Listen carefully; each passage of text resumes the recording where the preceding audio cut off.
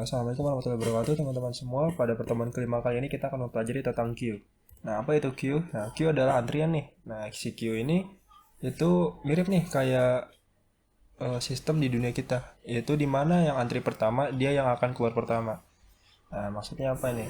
Nah, jadi kalau dalam queue itu dia menggunakan metode yang namanya FIFO ya, first in first out. Nah, jadi di mana dia yang masuk pertama akan keluar pertama, sama seperti dunia kita.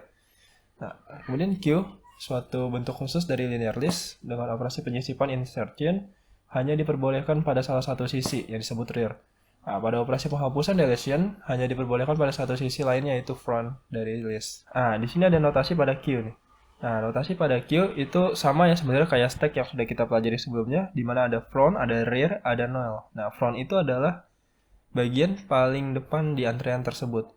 Kemudian rear itu adalah bagian paling belakang di antrean. Kemudian null adalah berapa banyak jumlah elemen yang ada di dalam antrean. Nah, contohnya seperti ini. Ini kita memiliki beberapa data ya. Di sini ada 6 data. Nah, dari data tersebut ini udah dimasukin nih ke dalam queue-nya.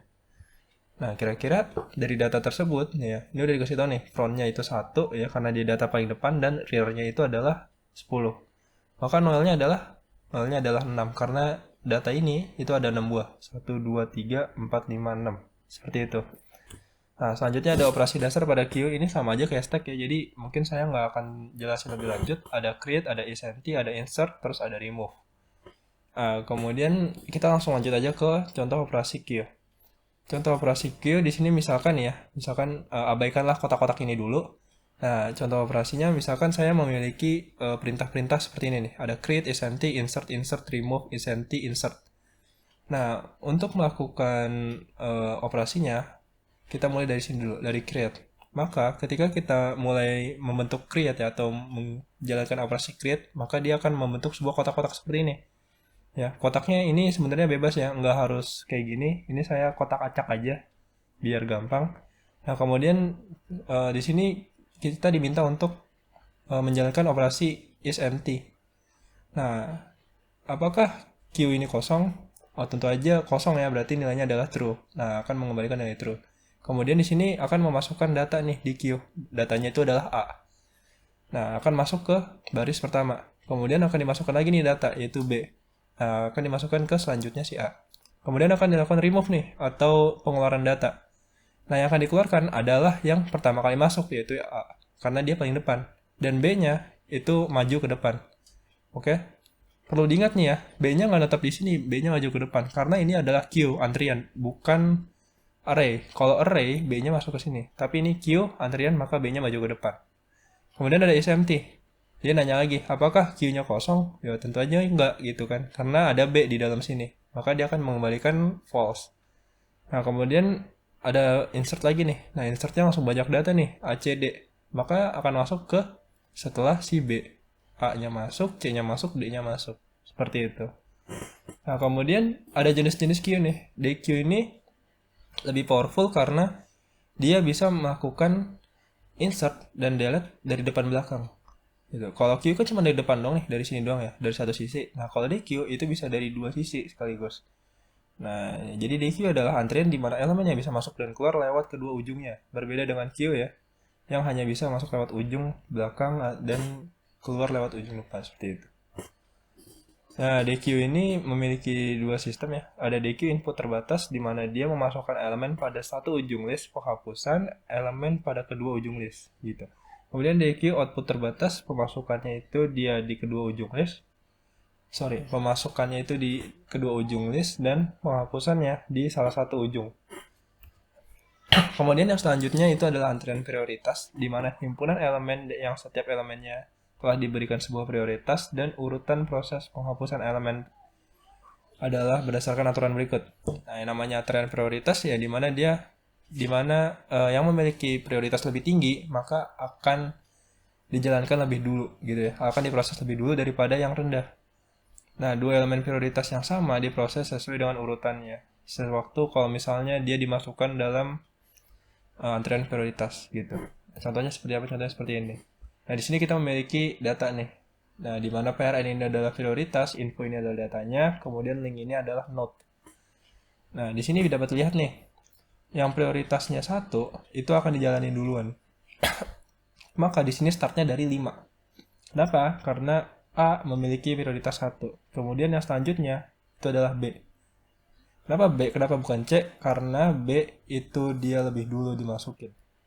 Oke, sesuai yang sebelumnya nih ya, yang ini. Dua elemen yang prioritasnya sama, ya diproses sesuai urutannya. Maka B dulu. Kemudian baru C, kemudian D, ya 4 karena gak ada 3 di sini. Selanjutnya E, dan selanjutnya adalah F.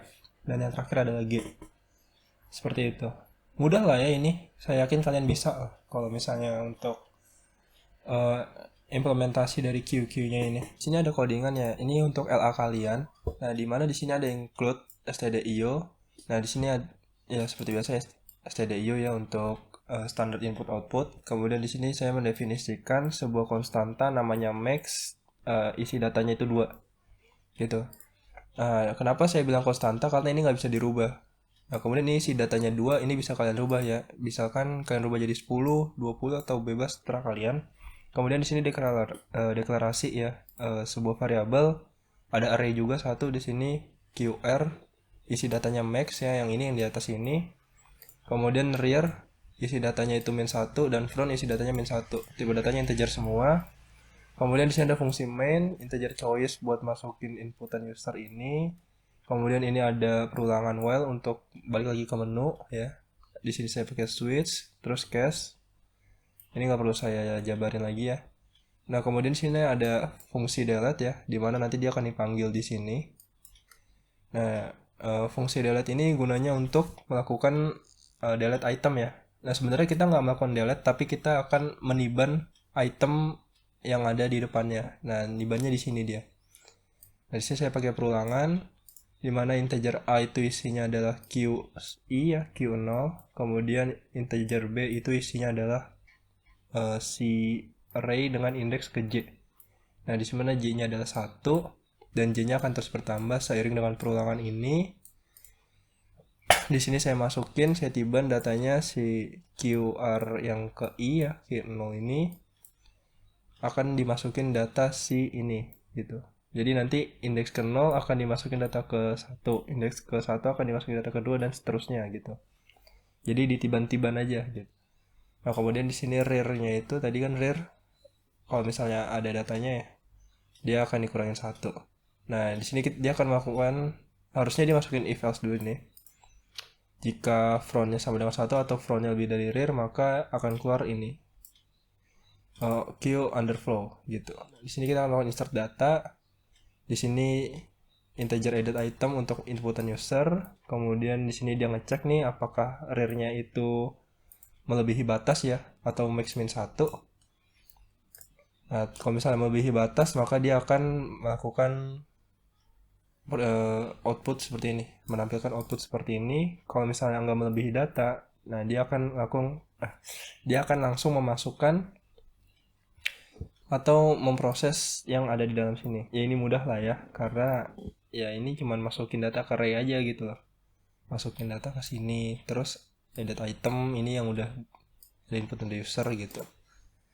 Nah, terus display, ya ini display sepertinya nggak usah saya logikain ya, karena ya kalian bisa logikain sendiri gitu. Ini sama aja kayak untuk menampilkan data ke array pada bahasa umumnya, sama aja sih nggak bedanya.